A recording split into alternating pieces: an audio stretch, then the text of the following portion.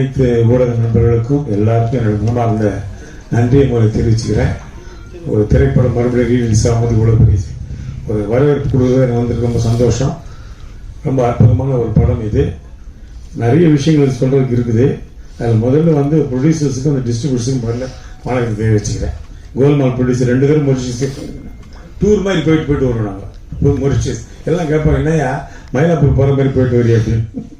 அந்த மாதிரி அந்த அற்புதமான திரைப்படம் எடுத்தவர் பொன்குமார் தான் இயக்குனர். ரொம்ப அற்புதமாக இருந்துச்சு திரைப்படம் பார்க்கறதுக்கு. இவர் சொன்ன மாதிரி ஃப்ரெண்டு, அவங்க 4 லட்சம் ஃப்ரெண்ட்ஸுன்றாங்க.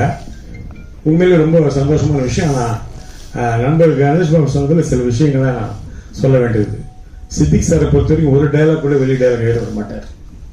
அவர் ஏதோ அந்த இடத்துல ஸ்பாட்ல இருந்து அவர் வடிவர் சிரிச்சதை பார்த்து சொல்லிட்டாரு. ஆனால் எல்லா டைலாக்குமே சித்திக் சார் ஸ்கிரிப்ட்ல இருக்கும். ஒரு நான் அவரோட டைலாக் ரைட்டராக ஒர்க் பண்ணாங்க பாஸ்கர் ராஸ்கல்ல. ஒரு டைலாக் கூட ஒரு வேற டைலாக் சொல்ல விட மாட்டார்.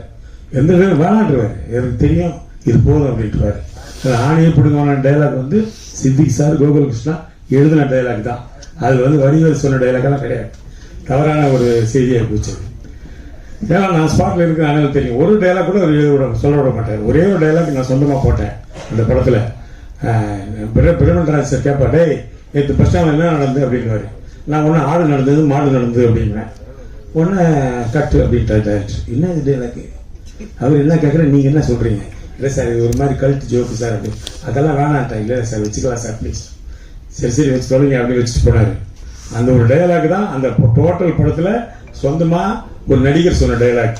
அது கூட சிம்பு இருக்கார், டிஆர் சன்னு, அவர் எங்கே பார்த்தாலும் சொல்கிற டைலாக் தான். சார் எனக்கு ஃப்ரெண்ட்ஸில் ஆணையை பிடிக்கனோட எனக்கு பிடிச்ச டைலாக்கு ஆடு நடந்தது மாடு நடந்தது அப்படின்னு தான் சொல்லுவார். அந்த மாதிரி சித்திக் சாரை பொறுத்தவரைக்கும் every thing is in paper, every thing is in mind. ஒன்று கூட வெளியில் எடுக்க மாட்டார். அதே மாதிரி கோகுல் கிருஷ்ணாட்ட டைலாக் எழுதிட்டு அதை படிக்க சொல்லுவார். படிக்கும் ஒரு வார்த்தை விட்டாலும் திருப்பி எழுதி சொல்லுவார். அதே பாஸ்கர் ராசன் டைலாக் ரைட்டர் அவர் ஒர்க் பண்ணதுனால சொல்கிறேன்.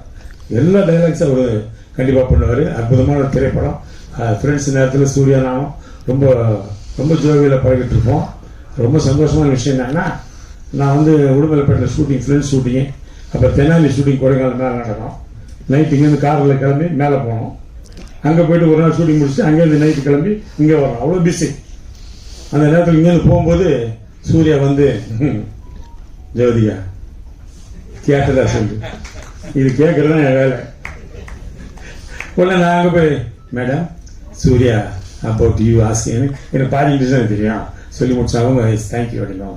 மறுபடியும் போகும்போது என்னை பற்றி சொல்லு வேணும். நான் கே வந்தப்பா தங்கச்சி ஒன்று கேட்டதுப்பா அப்படின்னு பயங்கர சந்தோஷம் 2 பேருக்கும். இவரோட தூதுக்கு போயிட்டு வந்து வேலையை ஆரம்பித்தோம். வேற அதை விட பெருசாக ஒன்றும் இல்லை, சாதிக்கிறதுக்கு இல்லை. அப்படி காதலை வளர்த்த ஒரு படம் அது. அந்த படம் மட்டும் இல்லை, அமர்கலத்தில் அப்படிதான். ஷாலினி அஜித்தை லவ் பண்ணிட்டு இருக்காங்க. எனக்கு தெரியாது. நான் உட்காந்து அட்வைஸ் பண்ணிட்டு இருக்கேன் அஜித்துக்கு. அஜித் சினிமாவில் இருக்கிற யாரையும் லவ் பண்ணி கல்யாணம் பண்ணாத, நான் ஃபேமிலிக்காக லவ் பண்ணி கல்யாணம் பண்ணேன், புரியுதா? ஏன்னா சினிமா அப்படி இப்படி அப்படியே அதை வந்து ஸ்டரன் சார் டைரக்டர் அவர் இதில் பார்க்குறாரு மாற்றல.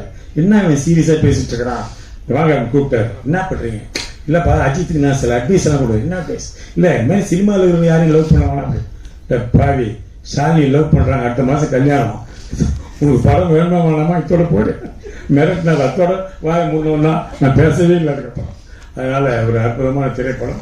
ஃப்ரெண்ட்ஸ் படத்தை பொறுத்த வரைக்கும் ஒவ்வொரு விஷயமும் ரசித்து பண்ணார் டைரக்டர். அவர் வந்து ஒரு கிரேட் ஹியூமரிஸ்ட். அவர் வந்து எப்படி சொல்றதே தெரியாது. அப்படி ஒரு டைரக்டர் இழந்தது எங்களுக்கெல்லாம் மாபெரும் இழப்பு. ஒரு டைரக்டர் இல்லாமல் ஒரு கேரக்டர் கிரியேட்டிவ் பண்ண நேசமணி கேரக்டர் அவர் தான் கிரியேட் பண்ணார். அது வந்து ஜெகதி பண்ணியிருப்பார் அதில். அதே மாதிரி இளையராஜா வந்து படம் பார்த்துட்டு சொன்னார், சூர்யா பண்ணாரு விஜய் பண்ணார் ஓகே, ஆனால் அந்த கேரக்டர் ரமேஷ் நான் செலக்ட் பண்ணிப்பாங்க அதுதான் கரெக்ட் இருந்தார். ஏன்னா அந்த கேரக்டர் படத்தில் மலையாளத்தில் சீனிவாசன் பண்ணியிருப்பார். Is a director actor writer. அதனால நானும் டைரக்டர் ஆக்டர்னால அது ரொம்ப அவர் பிடிச்சி போச்சு. அதனால் அவர் சொன்னார், நீ கரெக்டான ஆளை செலக்ட் பண்ணிக்கன்னு. அந்த மாதிரி நிறைய விஷயங்கள் வந்து அதில் ஃப்ரெண்ட்ஸில் நமக்கு பாதிச்சு பாருங்க. 23 வருஷம் கழிச்சு மறுபடியும் படம் ரிலீஸ் ஆகுது, ஒரு பெரிய ப்ரெஸ் மீட்டு எல்லாம் வைக்கிறோம்னா அது ஒரு நமக்கு ஒரு காட்ஸ் கிஃப்ட் தான் இல்லையா? யோசிச்சு பாருங்க. நிறைய பேர் வந்து தான் சொன்னாங்க, நான் ஸ்கூலில் படிக்கும் பார்த்தேன். இப்போ தான் தெரியும் நிறைய பேர் ஸ்கூலில் படிச்சிருக்காங்க. அந்த விஷயம் எனக்கு இப்போதான் வெளியில் ஏன்னா எல்லாம் சின்ன பசங்க பார்த்து பூரா ஏன்னா நம்மளை பார்க்கும்போது பெருசாக பார்க்குறாங்க. இவர் என்ன இப்படியா இருக்கிறாரு, இன்னும் ஒரு வயசாக மாட்டேங்குது, கிண்டல் பண்ணிட்டு போறாங்க பசங்க. நான் இந்த மாதிரி சட்டையை போட்டால் வீட்டில் திட்டுறாங்க, சார் வயசாயிடுச்சுல இன்னும் இந்த மாதிரி சட்டை போ இல்லைம்மா ஒரு கிளாமருக்கு போடுறேன் அப்படின்னு. அதனால நல்ல ஒரு படம், திரைப்படம் என்றைக்குமே இருக்குது. அந்த காலத்தில் நாங்கள் சினிமா வர்ற காலத்தில் என்னை கேட்பாங்க, உங்களுக்கு பிடிச்ச காமெடி படம் என்ன? காதலுக்கு நேரமில்லை, ஊட்டி வர ஒருவன் சொல்லுவோம். இந்த 2 படமும் இப்பவும் பார்த்தாலும் எவ்வளோ ஒன்று சிரிக்கலாம். அது மாதிரி இப்போ சிரிப்பதற்கான ஒரு படம் பார்த்தா ஃப்ரெண்ட்ஸ் தான். இப்போ நான் ஷூட்டிங்லாம் போகும்போது எங்களை வெளில அவுட்டோர் போகும்போது கேட்பாங்க, என்ன சார் ஒரு காமெடி படம் பண்ண மாட்டேன்றீங்களா சார், சிரிச்சு ரொம்ப நாளாச்சு சார், தியேட்டருக்கு வந்தால் எப்படியே சார் உயிரிடுறீங்க. நான் சொன்னேன், அப்படிதான் ஆகி போச்சுமா, மாறி போச்சு. ஏன் சார் நீங்கள் டைரக்ட் பண்ணக்கூடாது? நான் சொன்னேன், டைரக்ட் பண்ணலாம், ஆனால் டைரக்ட் பண்ணலாம் இந்த காலத்தில் ட்ரக் விற்கணும், இல்லைன்னா துப்பாக்கி புதுசாக கண்டுபிடிக்கணும், இப்படி பண்ணலாம் கதை பண்ண முடியும். அப்படி ஆயிடுச்சு. இப்போ நல்ல ஒரு கதை, சென்டிமெண்ட், சிரிப்புன்றதெல்லாம் கிடையாது. அதனால இந்த படம் நிச்சயமா தியேட்டர்ல பெரிய லெவலில் போகணும்னு இறைவனை வேண்டுகிறேன். நன்றி, வணக்கம்.